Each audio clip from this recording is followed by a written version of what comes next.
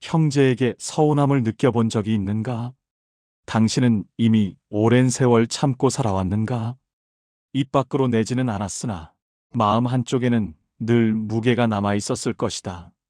명절이 돌아올 때마다, 부모의 일이 생길 때마다 늘 먼저 움직이는 사람은 자신뿐이었을 것이다. 전화도 내가 먼저였고, 약속도 내가 먼저였으며, 챙김 역시 늘 내 몫이었다. 그렇게 살아온 시간이 어느덧 반세기다. 형제이기 때문이다.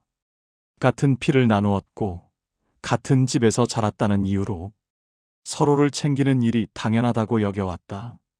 누가 말하지 않아도 그래야 옳다고 믿었고, 그래서 더 참고 견뎠다.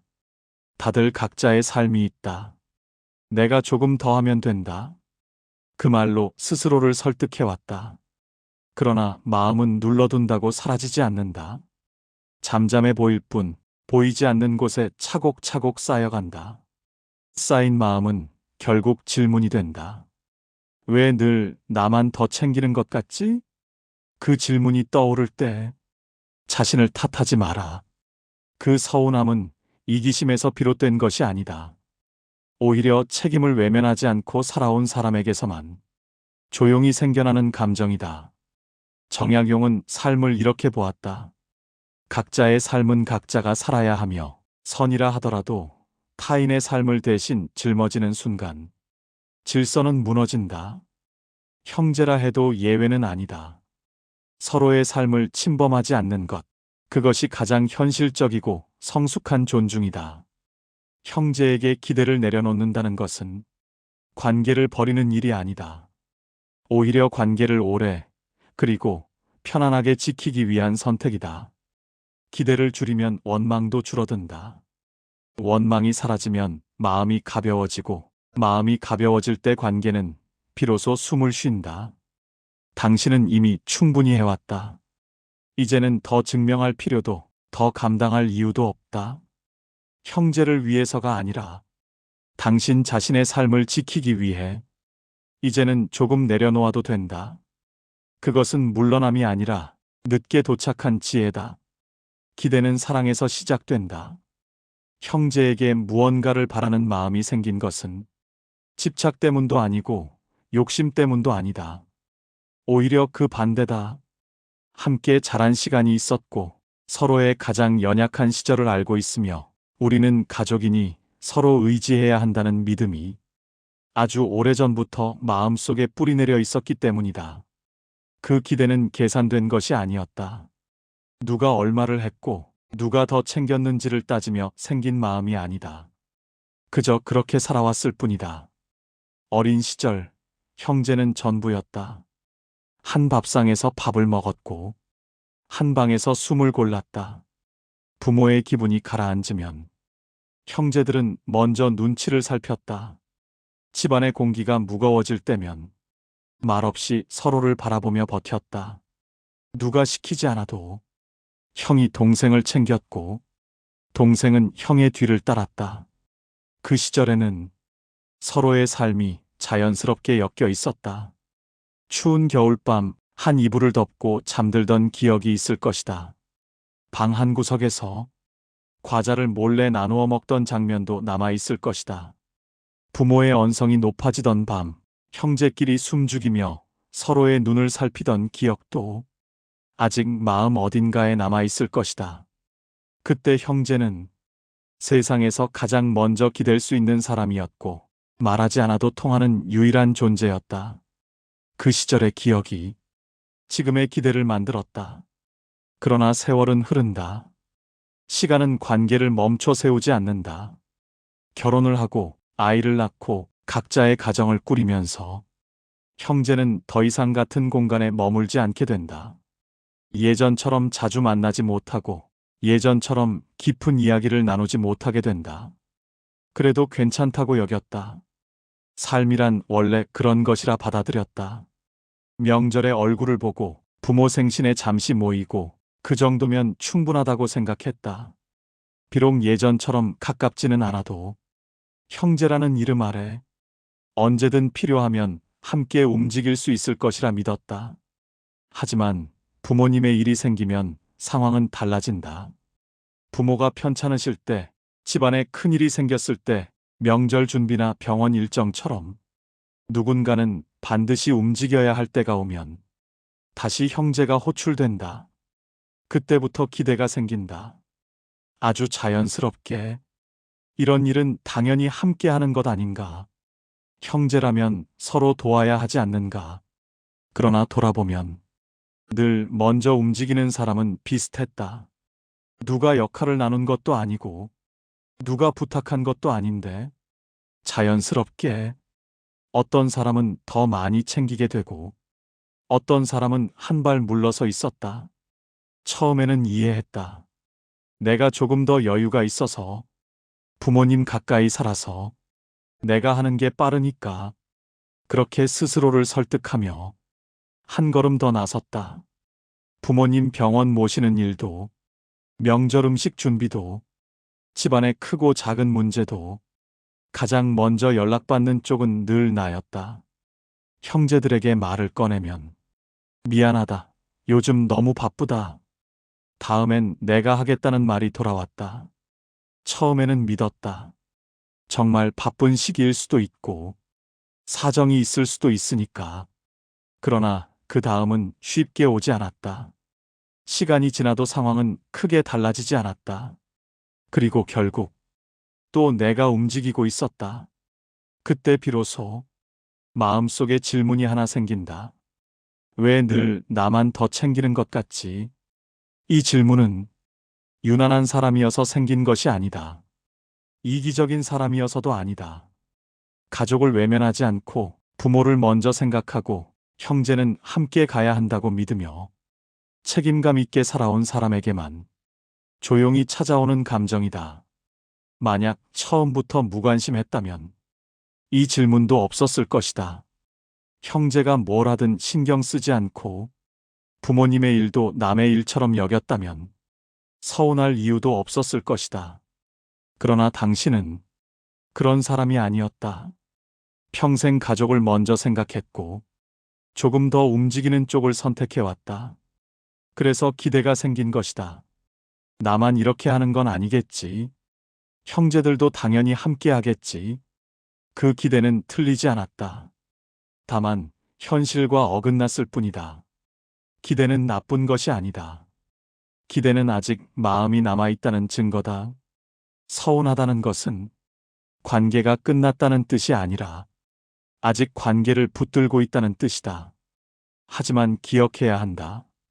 기대가 클수록 상처도 깊어진다는 사실을. 형제니까 당연이라는 말이 마음속에서 반복될수록 그 당연함이 지켜지지 않을 때 서운함은 쌓이고 마침내 원망으로 변한다. 정약용은 사람을 아끼되 대신 살아주지는 말라고 했다. 선의로 시작한 도움이라도 그것이 상대의 삶을 대신 짊어지는 순간 질서는 무너진다. 형제라도 마찬가지다. 각자의 삶에는 각자가 감당해야 할 무게가 있다. 그 무게까지 대신 짊어질 때 관계는 균형을 잃는다. 기대는 그렇게 사랑에서 시작되어 부담으로 변한다. 이제 이 기대를 어떻게 다루어야 할지 생각해 볼 차례다. 기대를 내려놓는다는 것은 하루아침에 되는 일이 아니다. 오랜 시간 쌓여온 마음이기에 내려놓는 일 또한 시간을 필요로 한다. 이제부터 기대하지 말아야지라고 스스로에게 다짐한다고 해서 마음이 즉시 가벼워지지는 않는다. 오히려 그렇게 억지로 마음을 누를수록 더 큰 피로가 쌓인다. 기대는 결심으로 끊어낼 수 있는 감정이 아니라 천천히 힘을 빼야 하는 감정이다. 그러니 급하게 정리하려 들지 마라. 대신 조금씩 천천히 마음을 가볍게 하는 연습부터 시작하라. 먼저 해야 할 일은 서운함을 없애는 것이 아니다. 서운함을 내려두는 것이다. 서운한 마음이 올라올 때마다 이러면 안 되는데 하며 스스로를 자책하지 마라. 그 마음을 억누르려 하지도 마라. 그저 그대로 바라보라. 아, 서운하구나. 기대했던 것이 채워지지 않아. 속상한 마음이 올라오는구나. 서운함은 틀린 감정이 아니다. 당신이 이상해서 생긴 감정도 아니다. 그만큼 오래 애써왔다는 증거이며 책임감 있게 살아온 사람에게만 자연스럽게 생기는 마음이다. 이 감정을 부정하지 말고 그럴 수 있다 하고 받아들여라. 그러면 마음은 조금씩 가라앉는다. 억지로 서운함을 지우려 하면 그 감정은 오히려 더 깊이 박힌다. 서운해하면 안 된다. 이건 내 문제다. 이런 말로 자신을 몰아붙일수록 감정은 더 무거워진다. 반대로 서운한 게 당연하다. 이렇게 느끼는 게 자연스럽다. 하고 받아들이면 그 감정은 서서히 힘을 잃는다. 이제 시선을 옮겨라. 형제가 해주지 않는 일에 계속 마음을 두지 말고 내가 할 수 있는 것에 집중하라. 왜 저 사람은 안 하지? 라는 생각이 들 때마다 이렇게 방향을 바꿔라. 나는 지금 무엇을 할 수 있지? 형제가 부모님을 자주 찾아뵙지 않는다고 해서 내가 더 자주 가야 한다는 법은 없다. 형제가 명절 준비에 신경 쓰지 않는다고 해서 내가 모든 것을 혼자 감당해야 할 이유도 없다. 내가 할 수 있는 만큼만 하라. 내 여유 안에서 내 마음이 무너지지 않는 선에서 움직여라. 이번 명절은 간소하게 하자. 부모님 병원은 번갈아 가자. 집안일은 각자 할 수 있는 만큼만 하자. 이렇게 선을 그어도 된다. 도움은 의무가 되는 순간 관계를 갉아먹는다. 형제니까 당연히 도와야 한다는 생각으로 움직이면 도움은 희생으로 바뀐다. 희생은 언젠가 보상을 기대하게 만든다. 내가 이렇게 했으니 저 사람도 뭔가 해줘야 하지 않나. 이 마음이 생기는 순간 관계는 이미 무거워지기 시작한다. 반대로 도움이 선택이 되면 마음은 가벼워진다. 오늘은 내가 여유가 있으니 돕는다. 이 정도는 내가 감당할 수 있으니 한다. 이렇게 스스로 결정하면 상대가 고마워하지 않아도 괜찮고 같이 돌려주지 않아도 괜찮다. 처음부터 기대하지 않았기 때문이다. 정약용은 말했다. 각자의 삶은 각자가 책임질 때 가장 오래 간다고. 형제라 해도 각자의 삶이 있고 각자가 감당해야 할 무게가 있다. 내가 형제의 삶을 대신 책임질 수 없고 형제 역시 내 삶을 대신 살아줄 수 없다. 침범하지 않는 것이 가장 현실적인 존중이다. 형제가 나만큼 하지 않는다고 해서 곧바로 탓하지 마라. 잠시 멈추고 이렇게 생각해보라. 저 사람도 저 사람 나름의 사정이 있겠지. 저 사람의 삶도 생각보다 무거울지 모른다. 부모님을 자주 못 찾아뵙는 이유가 효심이 없어서가 아니라 정말로 여력이 없어서일 수도 있다. 직장, 아이 건강, 생활의 무게가 당신이 보는 것보다 클 수도 있다. 물론 여유가 있어도 나서지 않는 경우도 있다. 할 수 있는데도 하지 않는 경우도 있다. 그러나 그것조차 당신이 바꿀 수는 없다. 형제를 바꾸려 드는 순간 관계는 더 힘들어진다. 대신 내 마음을 바꿔라. 저 사람을 바꾸려 하지 말고 내 기대를 내려놓자. 확인받지 않아도 괜찮다. 당신이 해온 모든 일은 이미 충분히 가치 있다. 알아주지 않아도 고맙다는 말을 듣지 못해도 그 가치는 사라지지 않는다. 인정을 기대하는 순간 그 일은 무거워진다. 그러나 사랑해서 했다는 사실을 기억하면 마음은 다시 가벼워진다. 기대를 내려놓는다는 것은 형제를 덜 사랑하는 일이 아니다.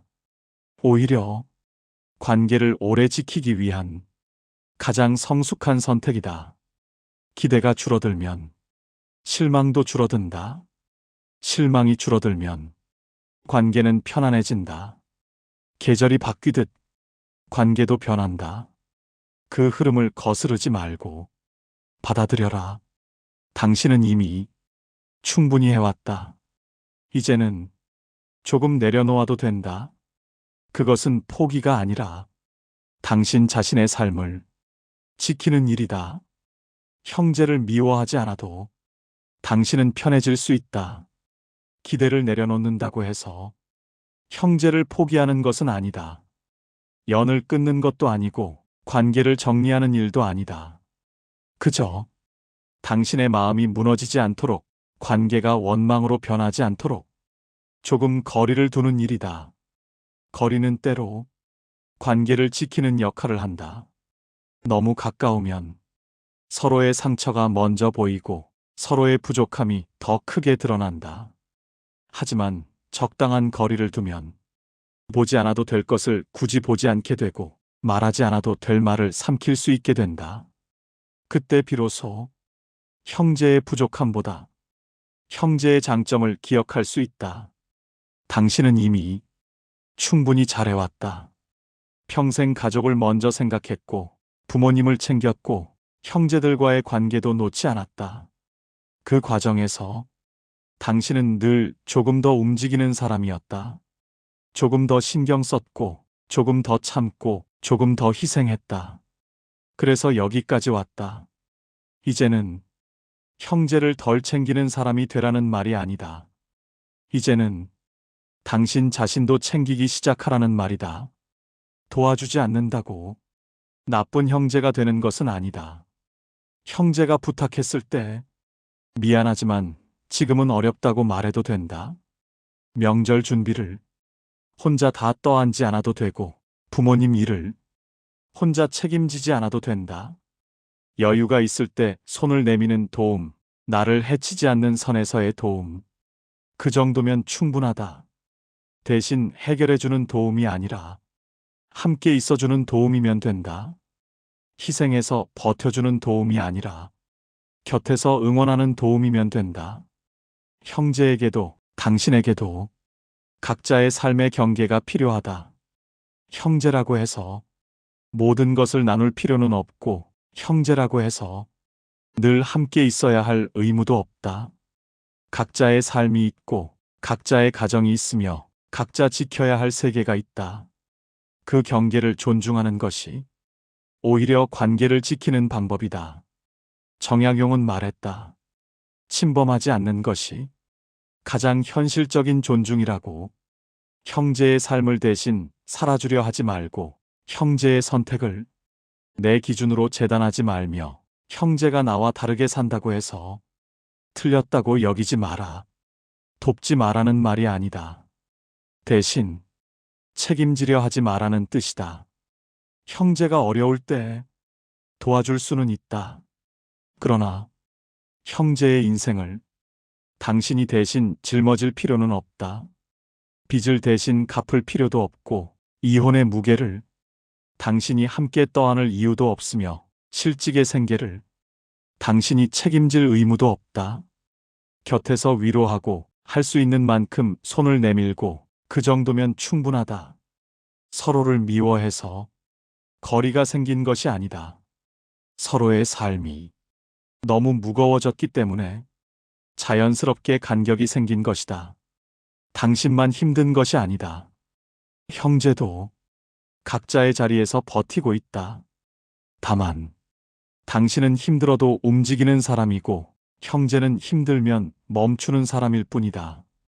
그 차이는 잘못이 아니라 다름이다. 기대를 내려놓으면 마음이 가벼워진다. 형제니까 당연히 그래야 한다는 생각을 내려놓는 순간 작은 행동에도 감사가 남는다. 형제가 변하지 않아도 괜찮다. 당신이 편해지면 된다. 확인받지 않아도 괜찮고 인정받지 않아도 당신의 삶은 충분히 가치 있다. 관계는 완벽하지 않아도 이어진다. 자주 만나지 않아도 깊은 이야기를 나누지 않아도 서로를 미워하지 않는다면 그것으로 충분하다. 당신은 이제 조금 쉬어도 된다. 형제를 사랑하되 기대는 내려놓고 형제를 미워하지 않되 내 마음은 지켜라. 그것이 관계를 지키는 가장 따뜻한 거리다. 당신은 잘못하지 않았다. 이미 충분히 잘해왔다. 이제는 조금 가벼워져도 된다. 저희가 준비한 이야기는 여기까지입니다. 끝까지 시청해주심에 깊은 감사의 말씀 전합니다. 정약용 인생명언은 앞으로도 여러분의 삶에 위로와 힘이 될 수 있는 좋은 말씀 전할 수 있도록 노력하겠습니다. 구독과 좋아요, 따뜻한 관심 표현해주세요.